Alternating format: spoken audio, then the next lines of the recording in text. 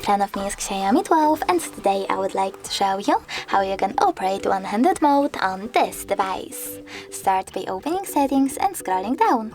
Now you need to choose additional settings, click on one-handed mode and tap on this switcher to activate it. Then follow all of those instructions. Turn on one-handed mode by swiping left or right from the center of the navigation panel.